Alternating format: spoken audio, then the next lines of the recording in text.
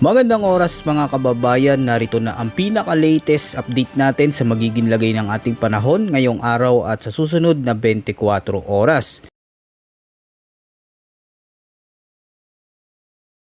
Makikita natin dito sa ating latest satellite images na sa kasalukuyan, tatlong bagyo ang ating binabantayan sa labas ng ating Philippine Area of Responsibility. So iisa-isahin ko po, no? Una, itong tropical depression na may international name na Gayneri. Ito yung dating si Bagyong Neneng na humina bilang isang low pressure area, and kaninang hapon ay nagre-develop ito or lumakas muli bilang isang bagyo. So huling namataan sa layong 660 kilometers north-northeast ng Itbayat, Batanes. May taglay na lakas ng hangin na malapit sa gitna na umaabot ng 55 kilometers per hour, pagbugso na umaabot ng 70 kilometers per hour. Yung movement dito sa kasalukuyan ay northwestward ng mabagal. Pangalawa, itong typhoon naman na may international name na Saudel, latest location, sa layong 2,555 kilometers silangan ng Northern Luzon. May taglay na lakas ng hangin na malapit sa gitna na umaabot ng 150 kilometers per hour at pagbugso na umaabot ng 185 kilometers per hour. Yung movement naman ito ay northwestward sa bilis sa 15 kilometers per hour. And lastly, ito namang tropical depression na malapit sa boundary ng ating PAR.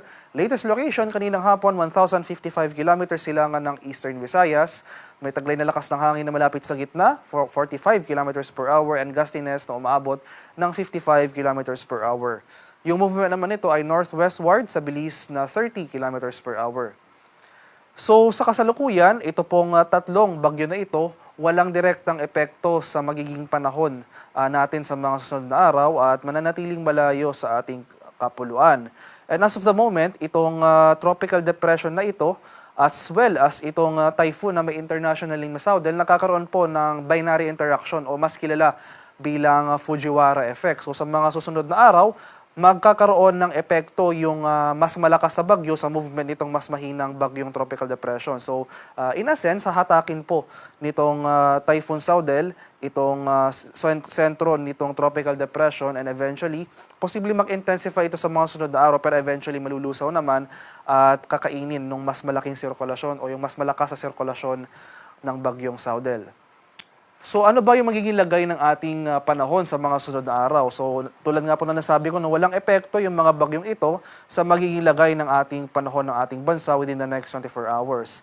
Pero makikita natin dito sa ating latest satellite images, itong mga makakapal na kaulapan sa kanlurang bahagi ng Luzon ay ang patuloy na pag-iral or epekto ng ating southwest monsoon o hanging habagat na kung saan magdudulot ito ng mga cloudiness as well as mga pag-ulan sa malaking bahagi ng northern and Central Luzon. Sa mga susunod na araw, asahan natin na mas rarami pang areas yung mga makakaranas ng pag-ulan, particular na dito sa Luzon, including Metro Manila and portions ng Western Visayas. So yung dahilan po ng mga pag-ulan na ito ay yung paglakas or yung resurgence ng malakas na habagat dahil yung general movement nga nitong si Typhoon Saudel ay generally west-northwestward. So posible itong dumapli sa northern boundary ng ating PAR, wala man itong magiging pag-ulan or wala itong dalang pag-ulan sa atin, ay hahatakin ito or palalakasin yung habagat. So possible as early as Monday or Tuesday next week. Asahan po natin, mas rarami pang areas yung mga makakaranas ng pag-ulan sa Luzon and western section ng Visayas. Ito namang tropical depression na ito, makikita natin sobrang lapit na ito sa boundary ng ating Philippine Area of Responsibility. Posible sa mga susunod na oras, kung maging westward man yung paggalaw nito, posible itong dumaplis sa ating Philippine Area of Responsibility. So in a sense, papasok pa ito ng ating PAR mamayang gabi.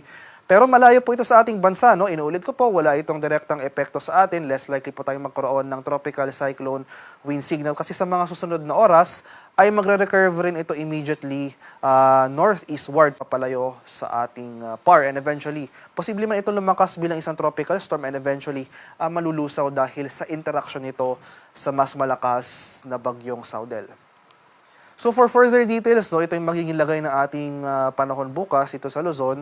So for Metro Manila and most of Luzon, so sa Ilocos region, particular na dito sa malaking bahagi ng Central Luzon, Cordillera, Cagayan Valley, including Metro Manila, most of Calabarzon and most of Mimaropa, asahan natin itong mga kaulapan at mga kalat-kalat na pag-ulan na may pagkulog at pagkilat na dulot ng habagat. So mas rarami pang ang area sa mga makakaranas ng pag-ulan starting tomorrow.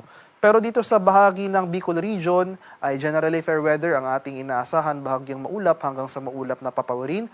May tsansa pa rin tayo ng mga biglaan at panandaliang pag-ulan na dulot ng localized thunderstorms. Sa bahagi naman ng Palawan, Visayas at sa Mindanao, so tomorrow, araw ng Linggo, August 23, bagamat lumakas man yung habagat, ay mostly Luzon or malaking bahagi ng Luzon lamang yung makakaranas ng mga pag-ulan. So for Palawan, Visayas and Mindanao, partly cloudy to cloudy skies ang ating inaasahan, bahagyang maulap hanggang sa maulap na papawirin. Mainit at malinsang ang panahon umaga hanggang sa tanghali, pero pagsapit ng hapon hanggang sa gabi, may tsansa po tayo ng mga biglaan at panandaliang pag-ulan na dulot ng localized thunderstorms. Sa kalagayan ng ating karagatan sa kasalukuyan, walang nakataas na gale warning pero iba yung pag-iingat pa rin sa ating mga kababayan na maglalayag sa northern and western seaboards ng Luzon dahil posible pa rin tayo makaranas dyan ng katamtaman hanggang sa maalong karagatan. At para naman sa ating 3-day extended weather outlook sa mga piling syudad ng ating bansa, so starting Monday hanggang Wednesday, magpapatuloy yung mga pag-ulan sa malaking bahagi ng Northern and Central Luzon.